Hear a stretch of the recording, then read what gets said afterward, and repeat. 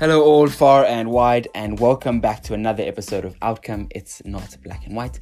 My name is Matt Schiff and I'm your host for today and every day thereafter. Lucky you.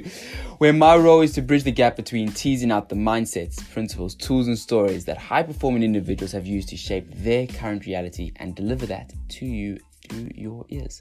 I hope that you enjoy. Hi all and welcome back to another episode of Outcome It's Not Black and White. I am very excited for the release of this particular episode as it is the first official recording being posted on the podcast. Joining me in the conversation, you will hear Alan Foulis for those who are familiar with him. But for those who aren't, how would you describe him? I would say a pro CrossFit athlete, dad, coach, business owner of Dark Performance Apparel, donutaholic, sneaky marine biologist, for those who did not know. And our conversation will dig into a bit more of his story from there. I ask you for your patience as I'm still trying to iron out the bumps and niggles within Zoom conference call, which is where the first few episodes have been recorded. That is not a shameless plug for Zoom, but more just to give some sort of context. And thank you as always for lending me your ears, and I hope that you enjoy. Alan Foulis, good morning, sir. How are you? Yeah, good, buddy. Good. Freezing my balls off in Cape Town. I feel like the winter is never ending, but otherwise good. How are you doing? I'm good. It's good to hear from you. Thanks for jumping online and being one of the guests on Outcome. So I think we're really excited to dig into a bit more about who the person Alan Foulis is. I'd love to discuss a bit more about Dark Performance. I know we're into the CrossFit game season, which is the talk of the box at the moment, and just general life aspects at the moment. So perhaps a great place to start for those that don't know a little bit about you and your story so far. Who is Alan to a person in the street, in the shopping mall? Someone had to be like, "Hey, who are you? How would you introduce yourself?" Sure.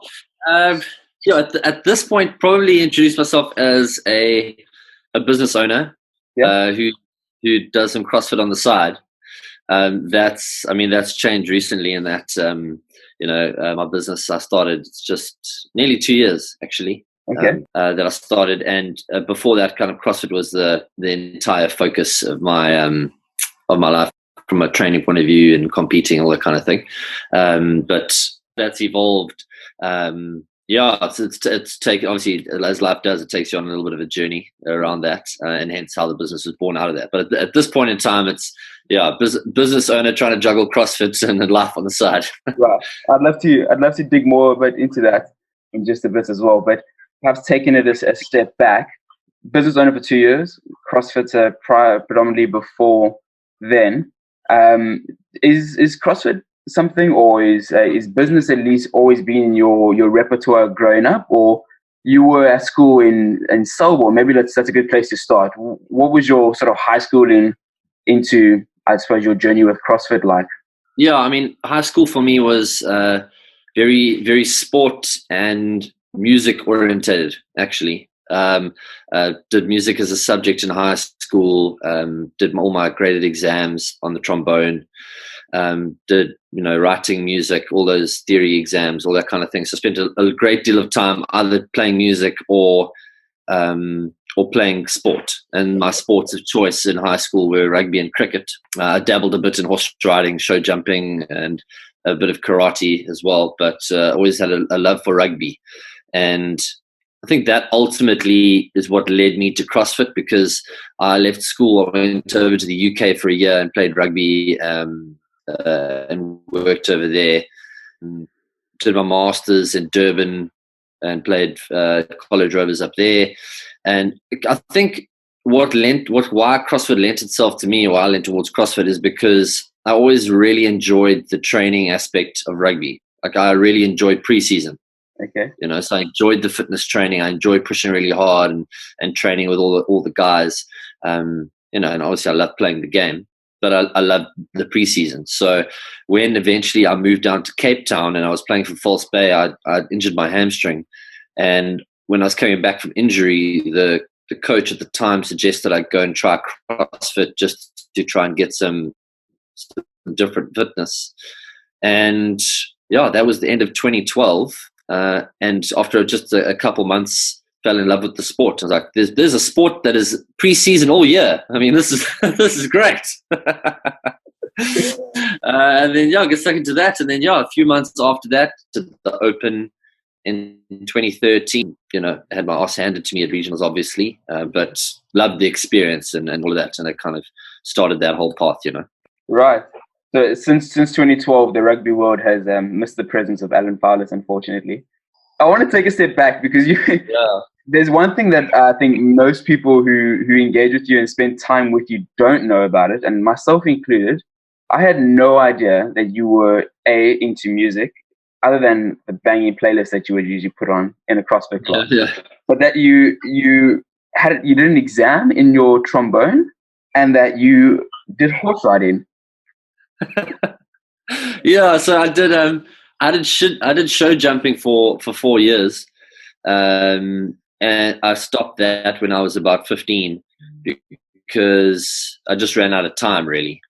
Because it was show, the events. Obviously, you'd have there are two kind of main disciplines: the dressage, which is where you would see the horse and rider kind of just showing immense control in an arena, using various shapes and executing the trots and the canters and the walks and everything.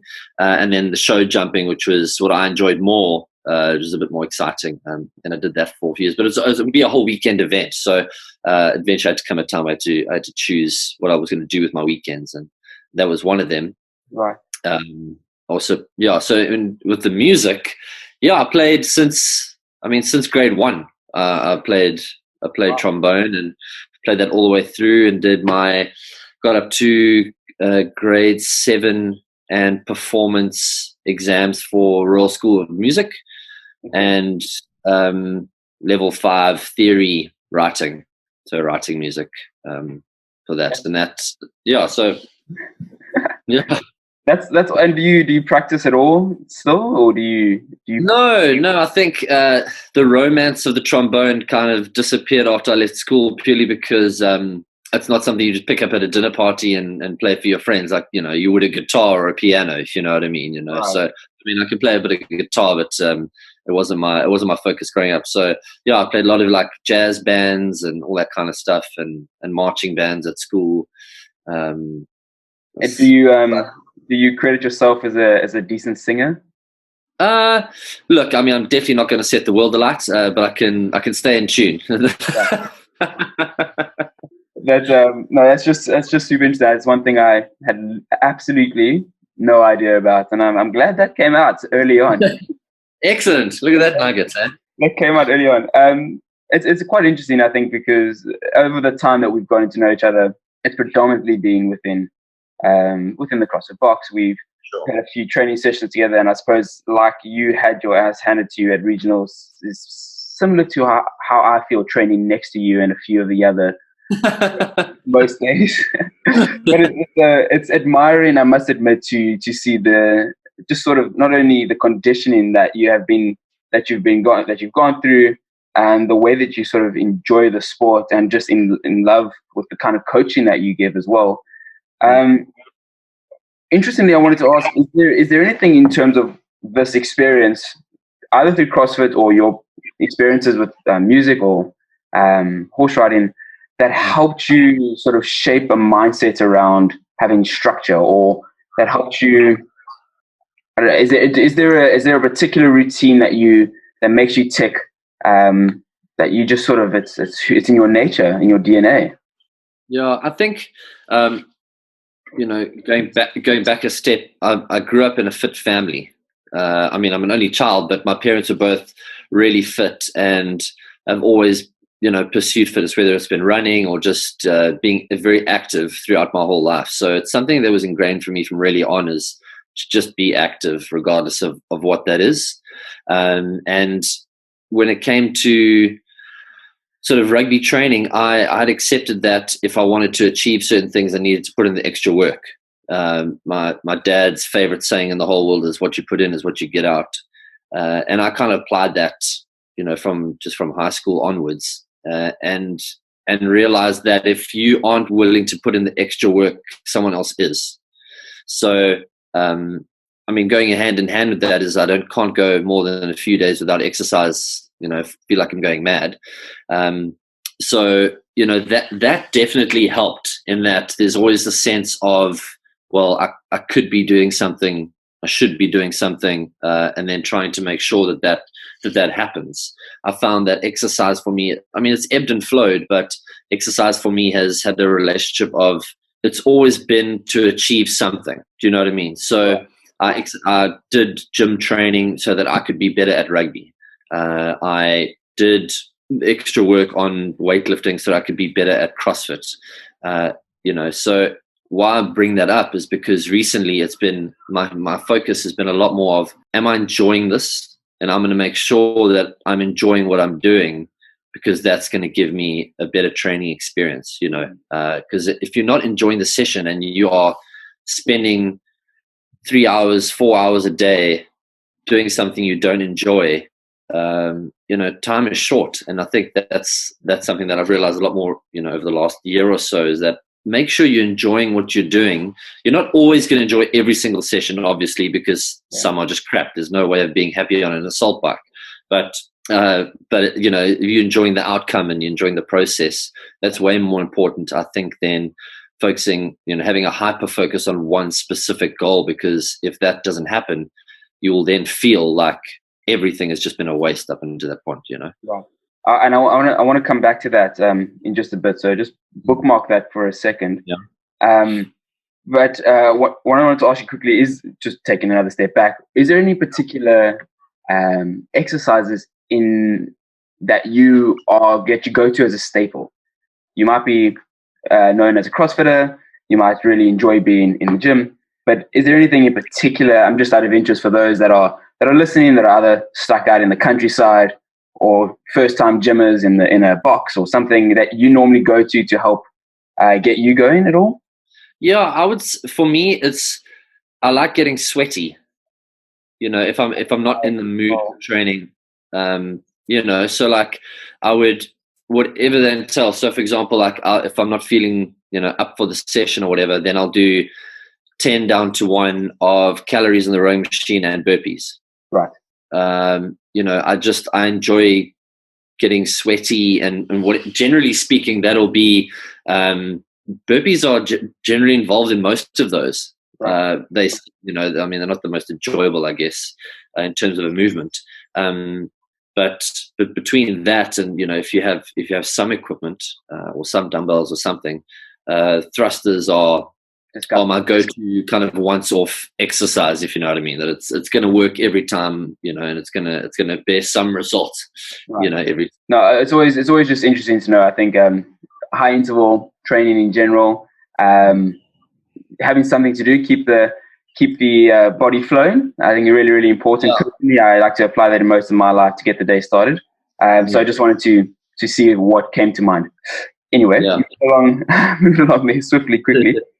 The structure which exercise gives you, and having that, that back and forth, or having a goal to work towards, is there any particular failure that you have that perhaps keeps you working harder towards a particular goal?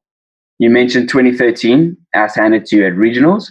For those that don't know regionals, it used to be the old CrossFit format where the top athletes would meet at a particular location, throw it down for a weekend, and only the top 40 or top so would go through to the CrossFit Games, which is it's a mass production of elite athletes. Very cool to watch. But is there any other particular examples in your life that you have, quote unquote, failed at, that remind you to keep pushing when things are rough and tough, either in life, in business, in the gym?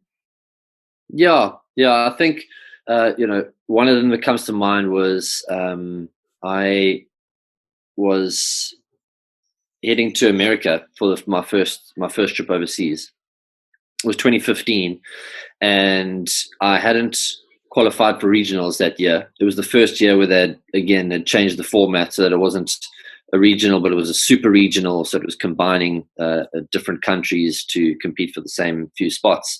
And I hadn't qualified for regionals that year, but then so I decided to do the online qualifiers for the Granite Games, which is a competition in the US, and qualified. And was obviously very stoked. Headed over to the US and was confronted by essentially the games field. It was all the top athletes, males and females that I'd watched and seen online and had admired and respected, and was now competing alongside. And I remember the feeling of not feeling like I belonged there. Right. You know what I mean? So warming up and going to the competition floor and be like, what am I doing here? What do you mean? Like, is it a matter of the physical size? Is it just not at all? No, it wasn't that they were, physically more intimidating. And if there's anything I've learned in CrossFit is that it doesn't matter what you look like. Yes, look at Cody Anderson. He looks tiny and he's massively strong. So no, it wasn't that. It was, I think, more a case of I felt overwhelmed by the fact that all of them had competed at the CrossFit Games and were so sure of themselves, or seemingly sure of themselves, right, in that, and comfortable in that arena and in that space. Whereas I, hadn't been confronted with that, and I wasn't really sure how to handle myself on that. So, I mean, inwardly I was panicking. Maybe on the outside I looked like they looked, if you know what I mean. Yeah. Then over the course of that weekend, obviously, didn't do so. I think there were 40 athletes, and I came, I think, 34th or something like that. And I wanted to, when I left there, obviously I thoroughly enjoyed the experience. It was wonderful. But I left there thinking I never want to arrive here or at any other competition again feeling like I don't belong, because I do belong. And what combined the failure with success of that mission, I guess, was that there were a few events over the course of the weekend where I did really well. I finished third on one event, finished fourth on another event, and it kind of also at the same time gave me confidence that I can hang, here.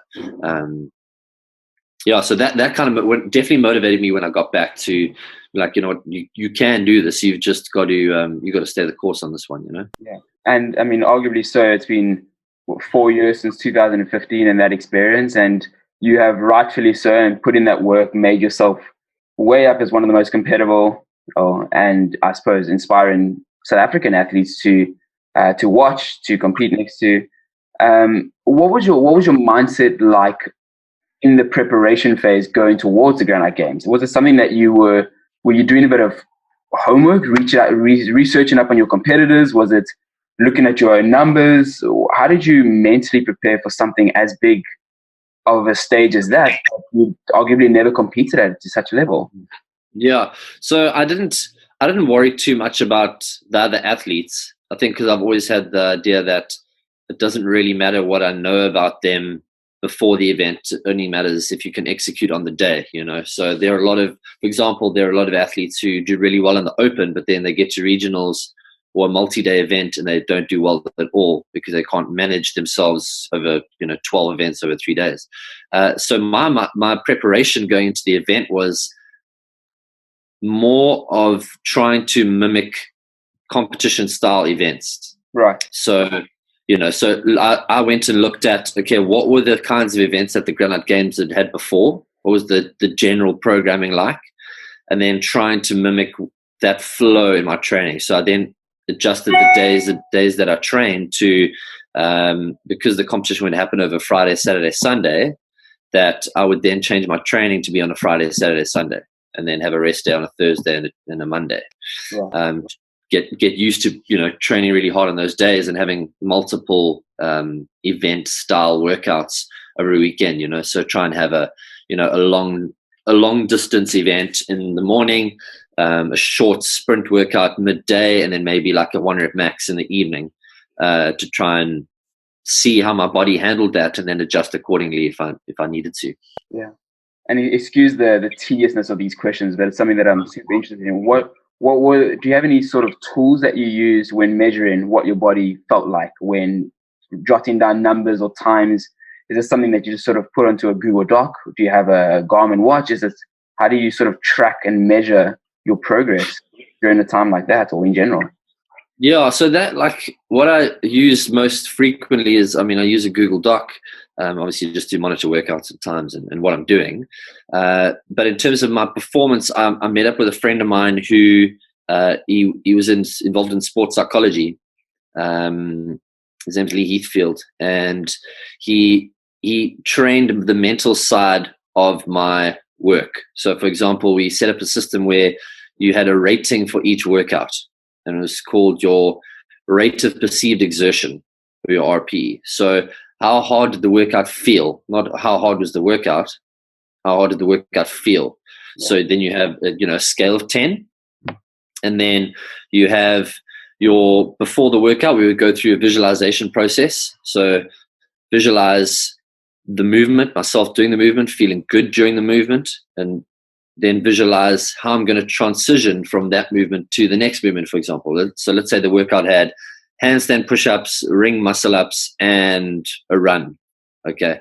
So I would visualize, being at the wall, kicking up, and, my hands being in a perfect position and seeing that. And then, one of the interesting things was, as the more we did it, obviously the better you get at it, and you kind of refine the process, and you add more detail as you go. So like the first couple of times you did it, I would like, okay, cool. See myself kicking up. It feels good. Okay. And then I go to the rings and I jump up and it feels great. And then he would stop me and be like, well, where's the chalk bucket? Where are you getting your chalk? Right. I was like, oh, good point. Okay. So then be like, okay, before the event starts, I'm going to make sure I take a piece of chalk out of the chalk bucket and I put it next to the handstand push-ups, because I need to visualize doing my handstand push-ups, coming down, picking up the chalking on my way to the rings, and then going into the event. Into that movement. So it was the paying attention to detail in terms of that I found really helpful. So the rate of perceived exertion. So you'd have like, well, I don't expect this workout to be very hard, looking at it on paper, but then after the work, it'd be like, yeah, that was a rate of 8. And then what happens is you then have a quadrant, right? And in that quadrant, you'll have gymnastics, barbell, cardio. So how do you feel on your cardio scale? And then skills. Okay, so skills can be handstand walking or double unders or that kind of thing. And then on that mind map, for every single workout, whatever number you gave it, you would then place that number in that diagram on what the workout was, whether it was more gymnasty or gymnasty and barbell, or gymnasty, barbell, and cardio, and everything that would be in the middle. And then you have the different colors for each of those ratings. And then after a month of that, you've now got a quadrant of, like, you can see the colors of where you're training, and you can see, okay, well, my rating is always pretty low when I have a barbell and a skill work in the same workout. Right. Or it's pretty high when I have cardio and gymnastics. So I know I need to do more work on cardio and gymnastic workouts to get those ratings lower. Right. Wow, that's it's quite detailed, and yeah, it's very visual. I like that. I want to use that as a segue, El, to carry over into, I suppose, the phase that 2019, 2018 has brought you, you're brought into it. And that was the introduction of Dark Performance Apparel into much of the health and fitness scene of Cape Town and South Africa, and a bit of an international footprint as well. What is Dark Performance? What is it that you guys are doing? And where would you sort of place Dark Performance Apparel in, I suppose, a textile perspective within South Africa or within CrossFit? Yeah, I think, originally in 2016, injured my shoulder, and I was kind of recovering at the gym, and I was sitting in like a Globo gym, like doing the machine single arm press, trying to get back into it. And, I was thinking about, it was the first time I thought about life after CrossFit. Like, well, what am I going to do? Because I'm not going to compete forever. It's kind of like a rugby player, coming towards the end of their career, I guess. Not that I was coming towards the end, but that thought process of, well, what's after this? I need a plan for that. And I was at the gym and I was thinking, as CrossFitters, we're very limited with what we can buy to wear during our workouts that is a decent quality, that's going to last through what we put it through. Because you can put on any pair of shorts and do bicep curls, but you can't put on any pair of shorts and do thrusters, rope climbs, and running and all that kind of stuff. So I was, my thought process, well, what is it possible to make affordable clothing that is of a decent quality? And there started the journey of Dark Performance Apparel, and it's been fantastic and amazing. And that I really feel like as you journey through life, much like water travels through certain canyons and ravines, that's how your life moves if you let it. And I felt like that was the first kind of redirection of where I needed to start looking, in that all the things that started happening with Dark and how it grew really pointed towards the idea that this is something I really needed to put energy into. So it all, obviously the idea happened. I wanted to make affordable clothing. I knew nothing about clothing. The least amount that you could know about clothing, that is what I knew. So like my first experience, I went to I Googled how do you make clothes. So I found like a CMT. So it's basically like your factory, your manufacturer, whatever, here in Cape Town. And I went to them and said, I'd like to make some shorts, training shorts. And they said, okay, cool. You've got a pattern. Right. So if I wanted to find a pattern, where exactly would I find that? Right. So I found a pattern maker and they said, okay, what fabric would you like to use? A good one? They're like, but is it polyester? Is it nylon? Is it spandex? Is it a blend? What kind of stretch do you need on it? And I was like, okay, I'm gonna do a little bit of research into this. So what I had was, I had a pair of shorts that I actually got at the Granite Games. And I really liked the fabric of those shorts. So I took that pair of shorts and I went around to textile companies and literally like getting swatches, be like, no. Yeah, right. Oh, that's closer. Put that aside. And so that journey began.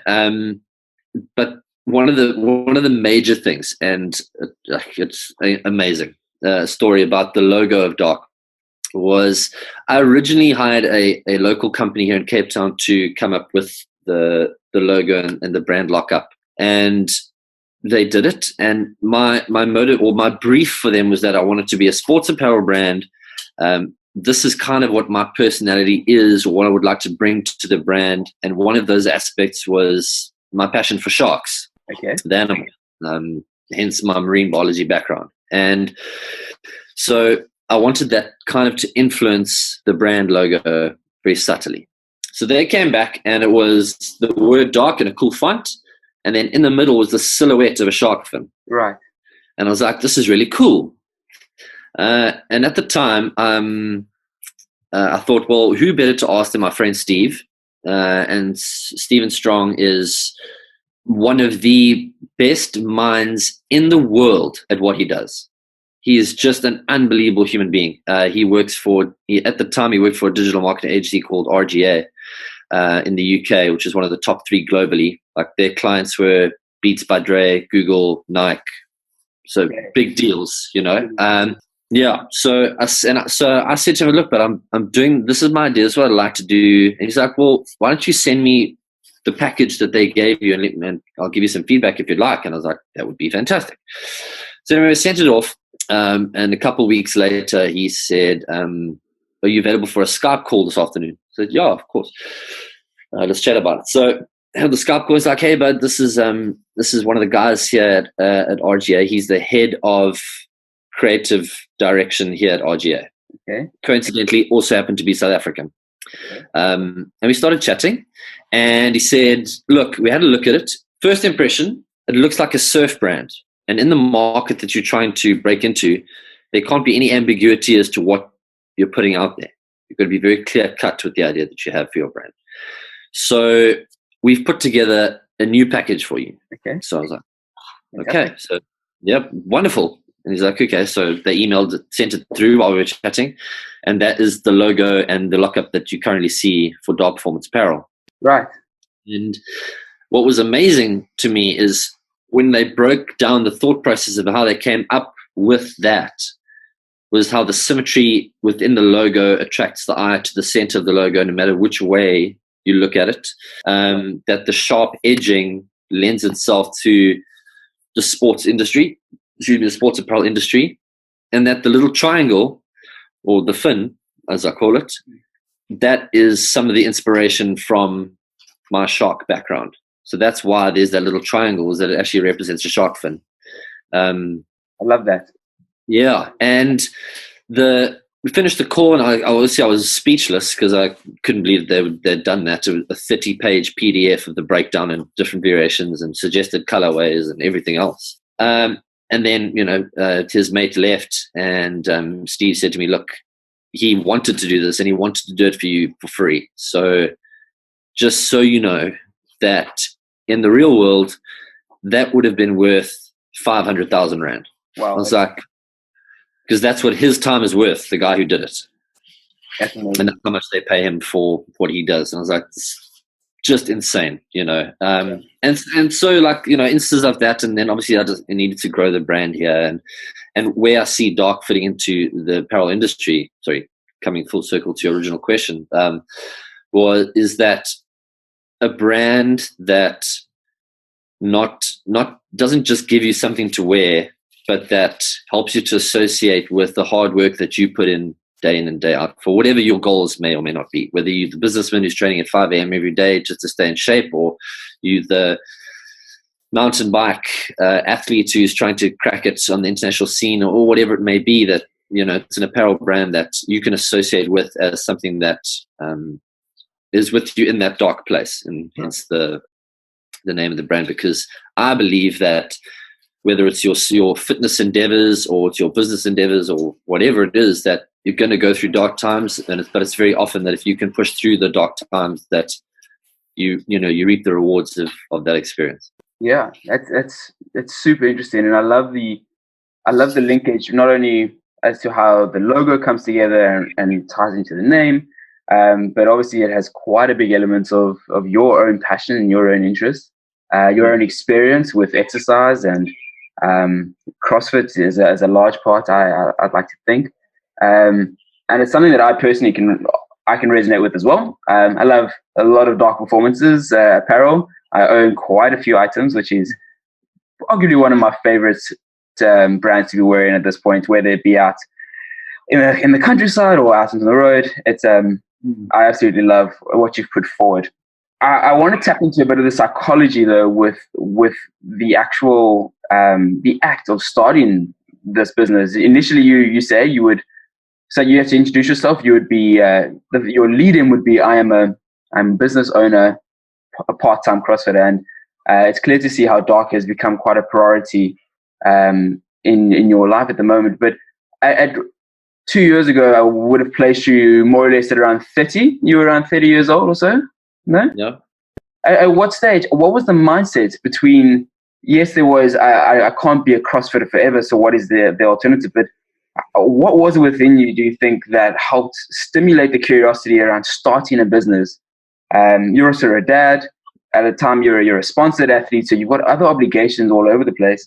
How did you make that step? Or did you have a process as to drawing up a pros and cons column about this could work or this could not work? And if it doesn't work, what is the next best thing? Yeah, I think, for me, in that inside conversation of what's next and thinking about starting Dark, I really wanted to explore the option of what does it take to run a business and do a business here. I do not have a business background in the slightest, and it's I'm learning more and more every day about the whole process. And what I'd done was a friend of mine here in Cape Town. I said to him, because initially he had said to me that he wants me to start my own CrossFit box, and he'll partner me in that, and then I run it and all that kind of thing. And initially I was like, yeah, that's a cool idea, but I also don't see myself running a CrossFit gym. I've been involved in that, and I've seen the ins and outs of running a CrossFit gym, and it's not something I saw myself doing long term. And also from a business model point of view, it's something that has a ceiling. So, you have your your Virgin Actives or your global gyms who have 10,000 people walking through the door every day, a CrossFit gym is always going to be limited to or capped at what's the space that you have available. Right. Because you have a certain number of people you can have a class. You have to cap the number of people in your class because you have to offer a quality service and a certain level of coaching. And, once you've maxed out the amount of people that you have in your gym, then you either have to open another one or find a way to create more within that space. And so I really see that happening. So that kind of played up, thought about that for a while. And then that's when the Dark idea came. And I said to him, look, I'm thinking of starting an apparel brand. I've done my research in terms of what's available. It's, it's Nike, it's Reebok, Adidas, not really in the CrossFit scene, but are still an apparel brand. But there isn't really anything else locally that provides an affordable but decent quality product or great quality product that people can get their hands on here, So what's it going to take to make that possible? And at the same time, because I'm a dad, it's the one eye on the future in terms of, school fees and, when he wants to go to varsity and all that kind of thing. And I didn't see CrossFit paying those bills. Essentially, I hadn't achieved enough in CrossFit to be getting a retainer. One of the major things holding athletes back within South Africa is the fact that they have to have other jobs to support their CrossFit lifestyle. So I've got sponsors, but those sponsors give you stuff. And that's generally the atmosphere among sponsorships in South Africa and CrossFit. They give you stuff every month, and you punt their brand on social media, and that's about it. If you're lucky, your sponsors will also assist you when you have a competition overseas. They'll contribute towards your flights and that kind of thing. But no one's getting a retainer, from their sponsors, and that's the big difference I think between here and possibly America, where athletes are getting retainers, and even only the top few. So the thought process around it was that I'm spending 4 to 5 hours every single day training for a sport that I'm not getting financial reward from. Yeah. And what happened at that 30-year-old age mark was, I can't do this forever, was the first thing. The second thing was, at what point am I being selfish in terms of what I'm choosing to do and ignoring the future financial responsibilities that are going to come, and not preparing myself adequately for those? And then what decisions can I make now to change my trajectory of how that's going to be? So the idea was apparel, but the foundation of that idea was establishing something that can continue to grow and build for the rest of my life, whatever it is. Maybe I sell the company in 10 years' time. I don't know what the future holds, and I do something else. Yeah. But for the time being, the motivation has been to create something that I can really pour myself into and see the rewards for the 5 hours a day that I'm putting into it. Right. And in this process, did you ever have a mentor, or was there a book or a podcast or a how-to that you would use as a guideline in this journey that you were going through, from starting your own business to making the decision to invest more time into that business and away from time in the box? It's a territory you'd never really ventured down. And I'm just really interested in unpacking the humanness, the humanity of it. It's a big life decision. I mean, it's something that people look up to you about in the sport.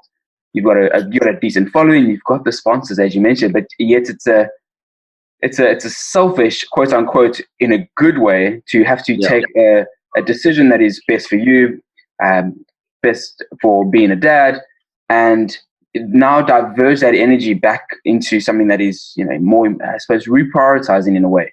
Is that something that you had a mentor in and helping mentally, or is it something that you just sort of slugged through trying to figure out as you go about?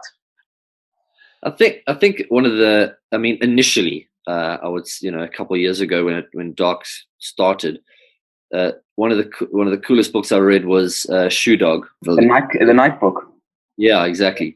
And I read that story, and I mean, obviously it was a different time in terms of what he was trying to do and how it all grew, but how Nike wasn't making any money for years and years and years, and spoiler alert, sold his shares or got them onto the stock exchange or whatever, and the next morning woke up a multimillionaire. And it was inspirational from the point of view that it kind of highlighted the behind the scenes of what it is to have very specifically an apparel brand and what goes into that and how it grows, but not necessarily the finer details, but being open to the process of discovering those things and being willing to learn.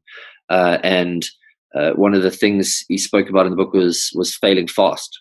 And it's a concept that has been thrown around, quite a lot within entrepreneurial atmosphere or environment, is that being able to try something, didn't work, cool, try the next thing, and stay fluid with that process.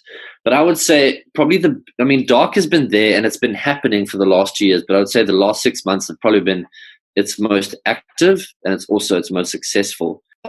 Because Fittest in Cape Town happened this year, and it was, I would say, probably the major turning point for my reprioritization. So I'd started Dark, and it was growing in the background, but I was still heavily set on making CrossFit a success, right, but trying to have that on the side. Okay, so being like a part-time business owner. And Fittest in Cape Town came along, and it was the first time it had been a sanctioned event. And for those of you that don't know, it just means with the regionals falling away, CrossFit HQ had to, devise a new way of getting athletes to qualify for the major event, the CrossFit Games. Mm-hmm. And that meant that cities could host their own events, and then the winners of those events could then qualify to the Games. So Cape Town's event this year, Fittest in Cape Town, became a sanctioned event, and I qualified for that. Trained very hard. You put in everything, and it was a field of 25 guys, and absolutely bombed completely. And it was a weekend of small margins consistently. So it was like, it was a bit off the pace on this event. My sandbag fell on this event, or it was small things like that had happened throughout the weekend where it got to the end of the weekend and I just felt like I was off the pace. I was 10 seconds off the main pack the whole weekend. And it was soul crushing because I'd put in so much effort and dedicated so much time to this. And for it to be such a disappointment in my eyes, and it's, I'll touch on more on that in a bit. But basically after the event, did a lot of soul searching.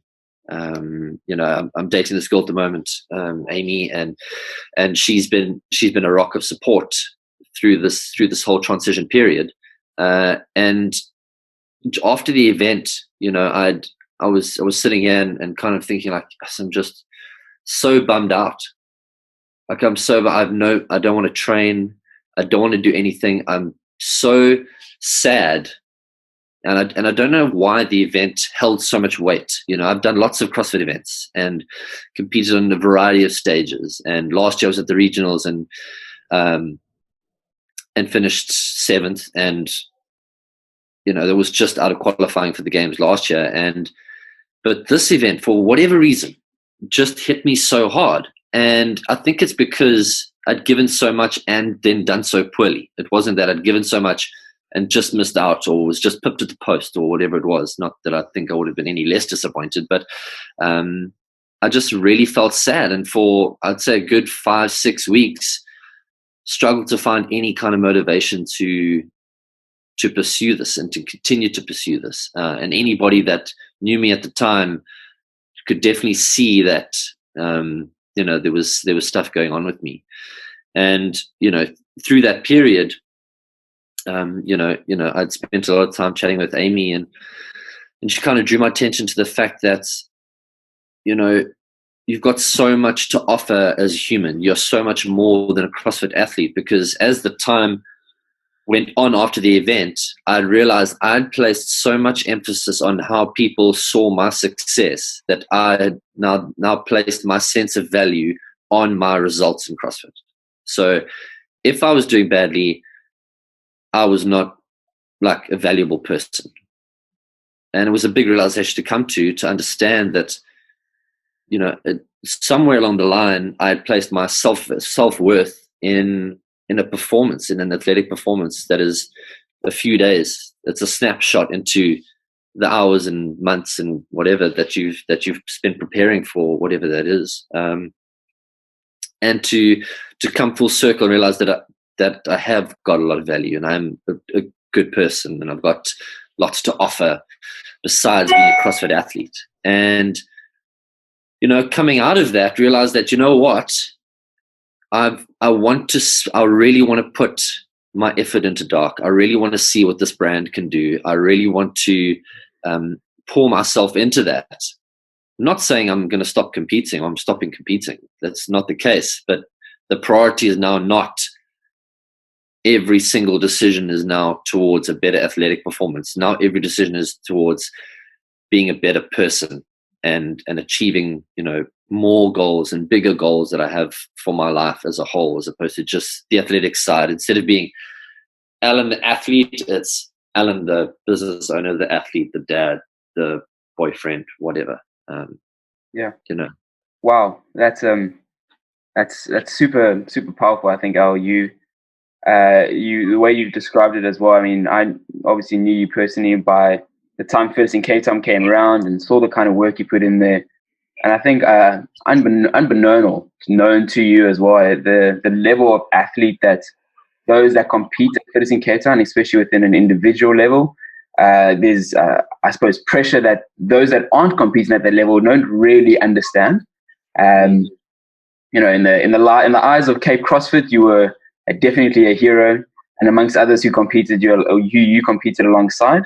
But to have that perspective at the end of it, I think is something that it's humbling. And you've pulled your gains together, and Amy has sounded like an absolute, as you say, rock of support.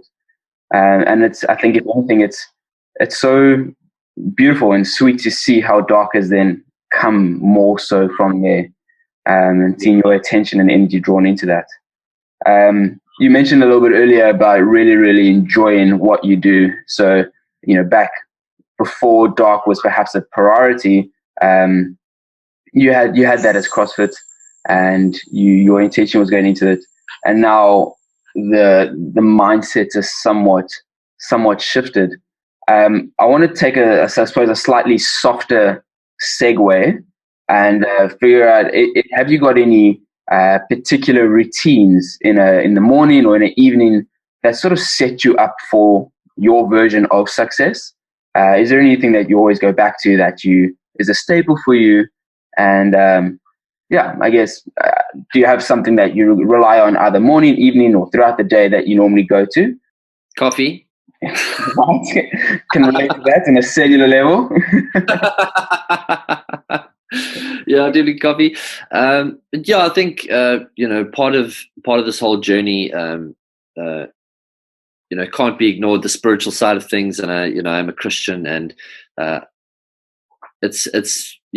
think when you have a faith that you pursue, whatever it is, and you have that in your life, like any relationship, it ebbs and flows and evolves. And mine has definitely evolved over the last year in spending more time in the Bible, and spending time alone and praying and kind of centering myself, and whatever that means for other people is fine. But I think something that is essential for anyone is to have a time and a space that you can be quiet, like be able to just sit and before the day runs away with you, and you open that email, or you open that social media account that you're managing, or you are opening the WhatsApp and the 40 groups that you're a member of, and the world starts getting loud, that if you can just be quiet and center yourself around what it is that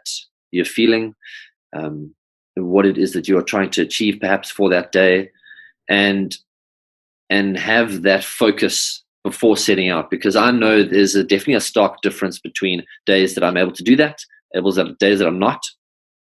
And then you get to the end of the day and you look back and you're like, yes, that was like helter-skelter kind of day, and I feel like I ran everywhere but didn't get anything done, kind of day, versus having that time to sit and focus and meditate on something. And for me, being the Bible and God's word. And I mentioned Amy before, but when she's here, she studies abroad, but when she is here, it's one of my favorite times is to sit and do that with her, because I feel like it not only grows each other individually, but also grows our relationship and the foundation of that relationship. and having that faith going forward, it like gives you a confidence that you can face anything, whatever that day is going to throw at you, that you can face it because you're not facing it alone. Right. I 100% agree with you. Completely. I know there are plenty of apps online as well. For those that are just looking for some sort of calmness, mindset, an app called Calm, Headspace, if those prefer to have a bit of music in the background. And I think it's played a really, really important role in my life too. So just on a personal note, I can relate to you there completely. I've got a couple of more questions I'd just like to shoot through to you. I normally sort of tie them in with rapid fire questions in a way before we look to wrap up. Digging into what you have just spoken about now, I get a sense of a lot of mental game or fortitude being put into what you're doing. There's a lot of thought, a lot of introspection. Is that something that you've always had in your upbringing, or was there a moment in life where you have made the decision to become more introspective, or I don't know, just to sort of really hone in on your mental game? Yeah, I think for me, being an only child, I think I inherently spent a lot of time in my own head. And good and bad, I guess, to some degree. Yeah, good and bad, 100%. I mean, it is known that humans can psych themselves in and out of anything given enough time and space. Right. But for me, that I think that really, I grew into that when I went overseas. So I was young at school. So I finished school. I turned 17 in matric, and left the airport of East London, little town in the Eastern Cape, for England. And in that year, you realize, like, okay, no one's nearby, no family, no friends, no nothing. And within that year, was forced very quickly to be able to dig into yourself and make decisions, good and bad, and be able to learn from those. I think the determination was something my parents instilled in me, and that, if you want something, you got to work for it. There aren't going to be any shortcuts. And if you take the shortcuts, you will be sorry about those. So, just work hard, whatever it is that you want. There's nothing that you can't do. And I think that's something that I will be forever grateful to my parents for, is giving me self-belief or self-confidence. I'm not saying it doesn't waver, but having, knowing that, what, if I want something and I'm willing to work for that, I know I can achieve it.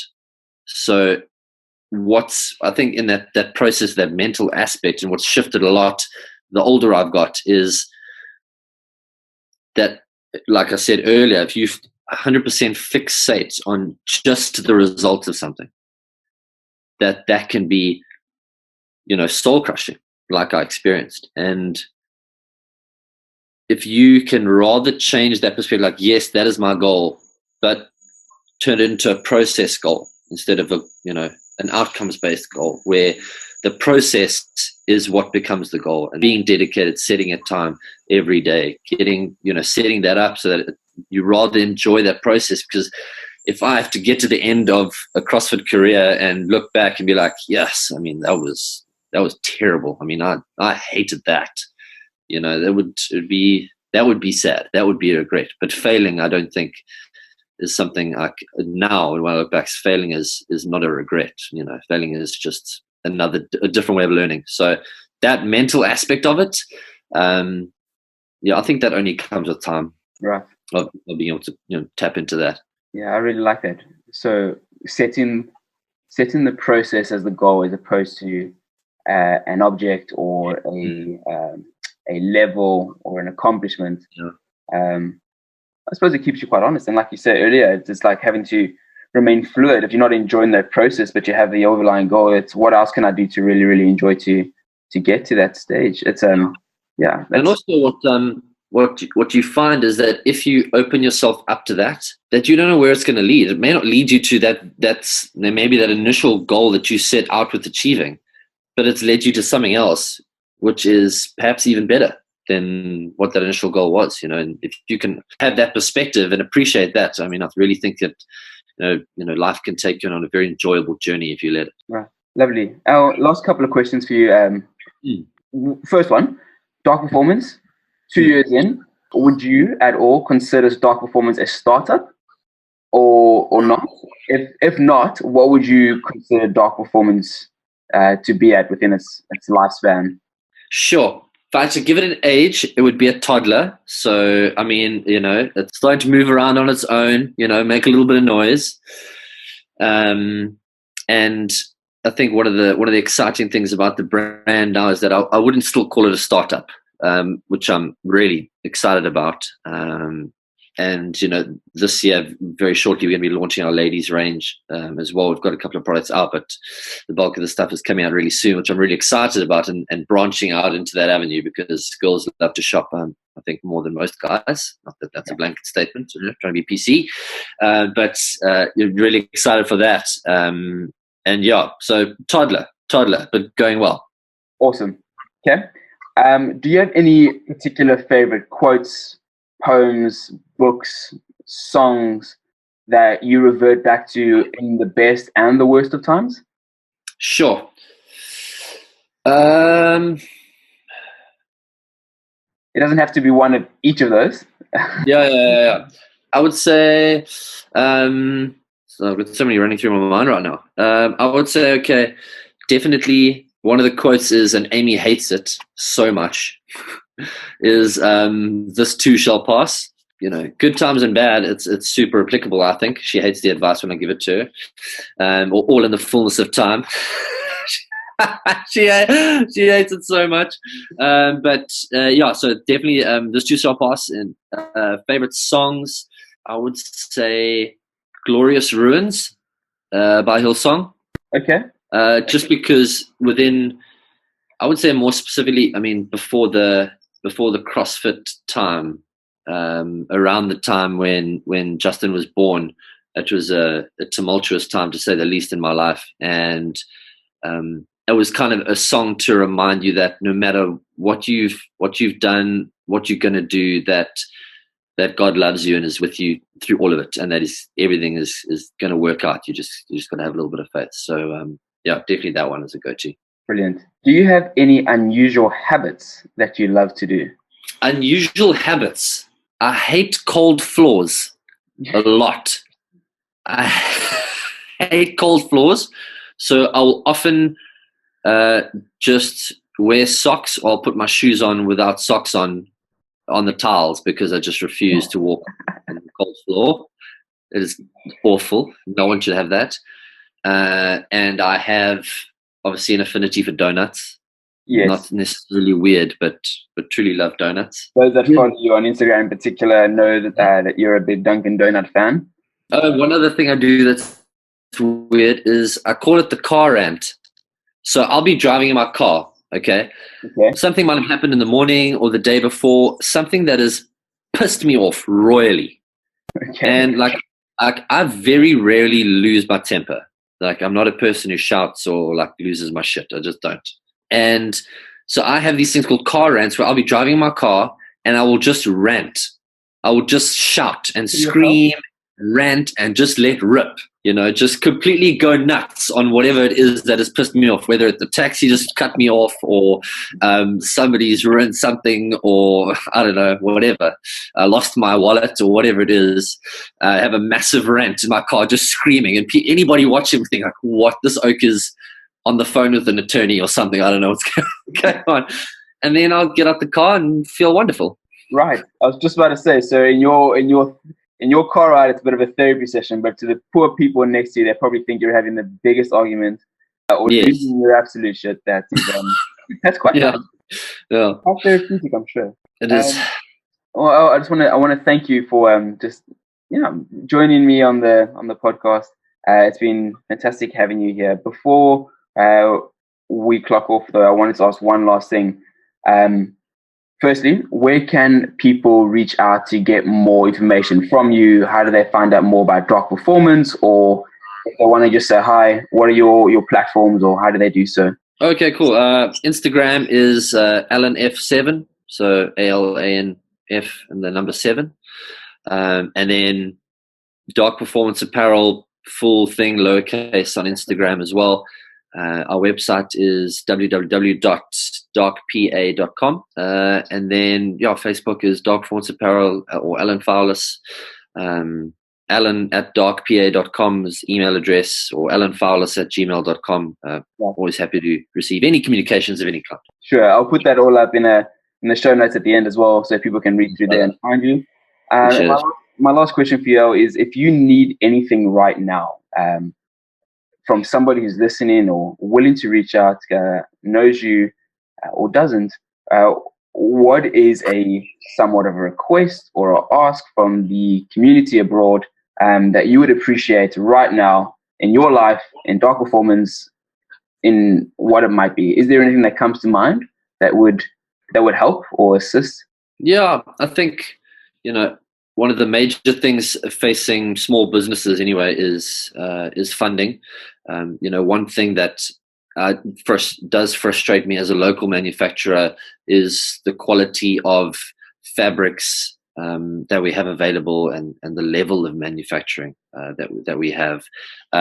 And it is good, and I'm really happy with what I have. But in terms of the vision of the brand and where I'd like to take it, I do eventually want to compete with Nike and compete with Reebok and all that kind of thing.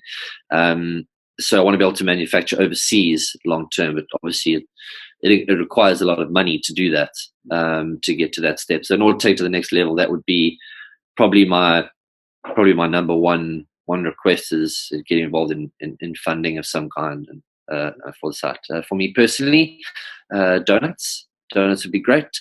But yeah, that's from that side, Dark. And then always looking for job opportunities to expand my horizons on the other side of things. So yeah. Oh, thank you again so much for your time this morning. Looking forward to chatting to you again soon, and we'll catch up soon. Buddy, thank you so much for the opportunity. I really appreciate it. You have a magnificent time there in Europa, and I look forward to chatting to you soon, buddy. Have a wonderful day. Thanks, Al. Cheers. Buddy. Cheers. Hey guys, Matt here again. Just before you run off, thank you for lending me your ears and tuning in once again. I hope that you enjoyed the conversation, and of course, I would love to hear any sort of feedback you might have. You can do so through all forms of social media, really. I've probably spammed enough about that. Or through my email, which is outcomepodcast@gmail.com. I would love to hear from you and even to say hello. For those that have any advice on long distance recording, please feel free to share and send through a few links as well. I am an open book and am willing to learn. As usual, if you have any other news, please pass it through. And if you haven't yet subscribed or shared the podcast via the very many links that you could potentially find it on, I encourage you to do so too. Looking forward to hearing from you, and until then, cheers.